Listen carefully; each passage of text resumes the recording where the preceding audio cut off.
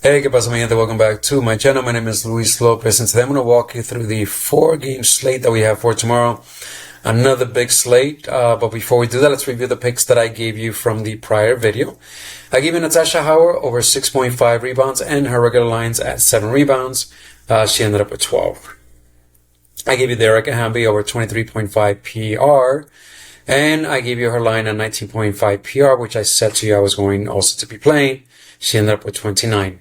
I talked about Emma Smith over 8.5 rebounds plus assist, and also her first half PR8. She crushed both of them. And then the heartbreak of the evening, Natasha Cloud over her 15.5 points plus assist. She just wasn't scoring. She wasn't assisting. Everyone else, it became more of a big game. Leonie Fivic, scoring, rebound a ton. Emma Smith scored, rebound a ton. Janko Jones scored, rebound a ton. Natasha Cloud, and Sabrina Ionescu did absolutely, nothing. And unfortunately, she tried making a comeback towards the end. Not enough. Man, I was hoping to have a sweep. I thought we had a sweep. Once I saw these ladies, how they were doing, and I saw Natasha Cloud hit a 3, I was like, okay, she's back in the groove. And then she did absolutely nothing in the second half. Oh, well. All right, let me show you some of the other slips that I put in that actually ended up cashing. This right here, I took a bunch of goblins. I talked about this, how they just hit so much easier. Natasha Cloud did not get there, but she got there in the goblins. So it's one of those things that I talked about. I didn't mind taking the 3x on this. And then I did a bunch of second half plays, because the games were pretty clear to me. Although Paige Becker made me sweat in this one. These were easy. This was not too so easy, but they cashed. Then this one right here was very straightforward. Veronica Burton was crushing it. Janko Jones crushing it. And Sabrina Ionescu was doing absolutely nothing. So she was an easy under for me. And then Haley, this is the other one that I did with Haley. Again, lucky with her. Howell crushed it. Haley stayed easily on the under. So I had a good day. I hope you did as well, and you mixed and matched those picks that I gave you. I hope you didn't overplay Natasha Cloud. That would be such a bummer. All right, my friend.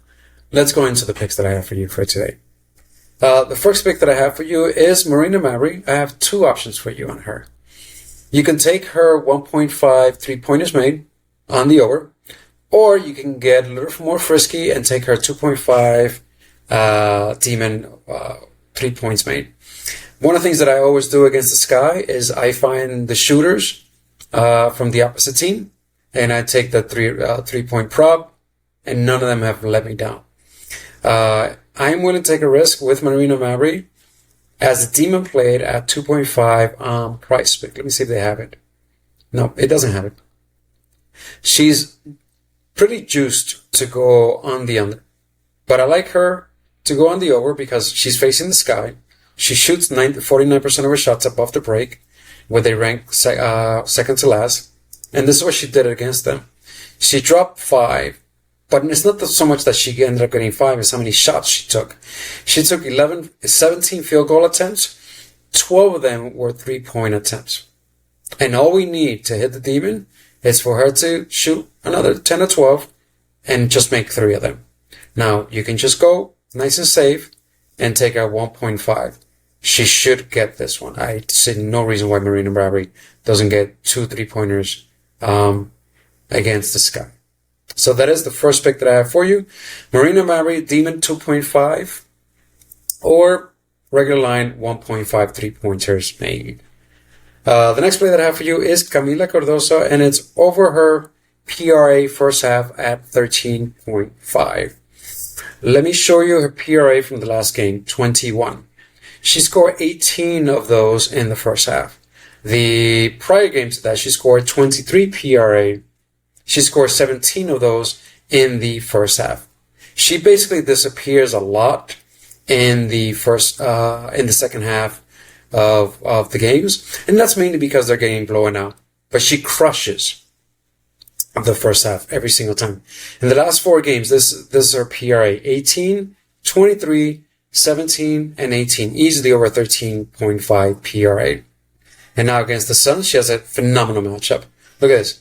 Underneath the basket, 78% of her shots, they rank dead last. Rebounds, she's always getting these amount of rebounds.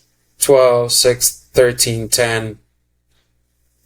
And she'll get 1 or 2 assists with Elizabeth Williams there who likes to score, or maybe Ariel Atkins, she'll dish the ball out to her. I'm very confident that she should be able to get over 13.5 PRA in the first half. She hasn't let me down the last 2 games that I've played her, so I don't expect her to let me down in one of the softest matchups that she can have, which is against the Suns. All right, let's move on to the next game. The Valkyries are taking on the Mystics. This game, again, another close game, only a 2-point spread. Expected low scoring, 148 points. From this game, Sonia Citron over 15.5 points. Let me walk you through some information on her. The last 2 games without Brittany Sykes. 26 against the Lynx, 18 against the Wings. She has become the go-to when it comes down to scoring. Now she goes up against the Valkyrie, where she has an incredible soft matchup. Dominant play type against her position, 12th. Dominant shooting zone against her, 11th. And rank versus her position, they rank 8th. Fantastic matchup for Sonia Citron. So, I did do this. I lowered down to 14.5 because PrizePicks has her at 15.5. So, I know she's heavily juiced to go on the over at 14.5. Why not take the one that's expected to go over? And that's what I'm doing. And that's also closer to her season point average, which is 14.5. All right. Now let's move on to the next player. That's Veronica Burton. And I'm going to her rebounds plus assist. Now, this is what she did in the last 2 games, 10 and 16. Her line is not at 9.5. That's the demon play. Her line is 6.5, 7.5, or 8.5. But those are all goblins. I ended up taking her 7.5, and I'll probably do a slip where I have her at 8.5 rebounds plus assist.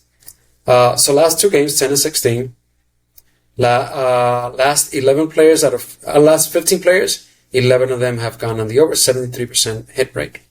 This is her head-to-head, 14 and 17. It seems since Cecilia Zandalassini is back, she's become more of a facilitator, which she wasn't before Zandalassini was there. And I noticed now that Tiffany Hayes is also fully healthy. You find Janelle Salone shooting more, you have Tiffany Hayes shooting more, and you have Zandalassini fully healthy, shooting a ton. And she's become more of a facilitator and crashing the board a ton. Remember, in the last game, she ended up taking one 3-point attempt. I think she took only 2 field goals. So she's looking to facilitate more, and she's looking to rebound more. So, and also, the head-to-head, she easily crushed it and went over. So if she maintains her new role just like this and doesn't flip-flop, she should easily be able to crush the 7.5, 8.5 rebounds plus assist line. Okay, let's move on to the next game. The Liberties are taking on the Aces. As we all know, the Liberties will be on a back-to-back. They are on the road, but they're traveling from LA to Vegas, relatively close. This game has a 2-point spread, 170 game total. Expect to go all the way down to the wire. This should be an interesting matchup with Emma Miesemann being there and how good she's playing, and how she's holding up the team and matching up so well with Leonie Fivic and matching up so well with Jonquel Jones. Now, the player that stood out for me right away is NaLyssa Smith. Why? Because when it comes to dominant play type, against NaLyssa Smith and her position, the Liberties rank 11th worst team. Her shooting zone, they rank 11th. Against her position, they rank 8th. Now, against rebounds, they rank dead last against rebounds. And this is what NaLyssa Smith has been doing in the last 3 games. This is NaLyssa Smith, like, now fully comfortable, fully integrated into the aces, into the rotation. A lot more aggressive, a lot more rebounds. She's having. Let me show you the head-to-head. This is when she first arrived with them. Well, relatively new, integrating herself into the rotation, getting comfortable with it. And she still ended up going over her points line, but stayed under her rebounds line. I'm comfortable going over her 5.5 rebound line without a problem because of current form and the fact that they're horrendous when it comes down to rebounds. I don't mind taking just the rebounds at 5.5. Now, you can do is combine both because she has a fantastic matchup, but you can combine the points plus rebounds. So if you get this line at 12.5 points plus rebounds, I would take it. I have one last play for you, and that is this game. The Dreams against the Storm. This game has 1 point spread, 160 game total points I expected in this game. And from here is Skylar Diggins under her rebounds line, plus assist, under 8.5. I think PrizePicks already bumped it down to 8. Yeah.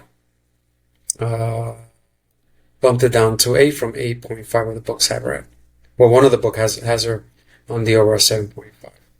Let me show you. This is what she's done in the last 2 games with Brittany Sykes being in. So this is what's alarming to me. Now, here, 7th rank. Here, 6th rank. Now, against her position, they rank number 1. Against assists allowed, they rank number 4th. And against rebounds allowed, they rank number 9th. She has one of the most difficult matchups possible. And this is what she did head-to-head against them. Easily on the under. And this is without Brittany Sykes. Now, with these easily going on the under without Brittany Sykes. Now, imagine Brittany Sykes being involved in the same game that takes minutes away and usage away from Skylar Diggins, including taking rebounds away from Skylar Diggins, including taking assists away from Skylar Diggins. So a comfortable under 8.5 rebounds plus assist or under 8 rebounds. Hold on. Did PrizePicks bump it to 9? No, 8. I don't know why I saw 9 here somewhere. Okay, no. Anyway, Skylar Diggins under 8.5 rebounds plus assist or 8 rebounds plus assist. I don't mind taking the bump downwards on her due to matchup, due to history, and due to Brittany Sykes being there. All right, my friends, that is all I have for you. Don't forget to like, subscribe, leave a comment. Take a second to thank the community. Thank you for the positive feedback. Thank you for the great support. Let's keep growing this community. Let's bring more people in here that we can all help. I want to grow this community as big as possible. I want to create a group of people that want to help others, where we can share slips, where we can share picks, where we can openly discuss props that we like, props that we dislike, where we can respectfully disagree with each other if we don't see eye to eye when it comes down to a prop. I haven't opened up a Discord. I don't know if I will. It's a place that becomes really toxic because it's easier to get access to a Discord, so you get all kinds of people coming in. I'm trying to grow my community organically, but I'm also trying to grow my community with like-minded individuals that want to help, that want to collaborate, and basically are trying just to be good people, and at the same time grow their financial portfolio and play this game in a way that they're not losing money that they're not supposed to be losing. All right, my friends, you guys take care of yourself. Like always, God bless you and your family. Que Dios te bendiga. Best of luck y hasta la próxima. Chao.